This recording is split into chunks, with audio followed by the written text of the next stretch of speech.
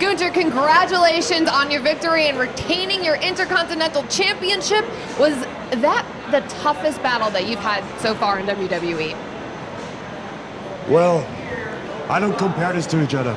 Every time I step into this ring, I will give it my all to defend this title and defend the honor and respect of this great sport.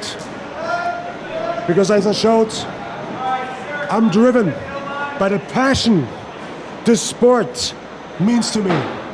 Rey Mysterio was driven by his own motives.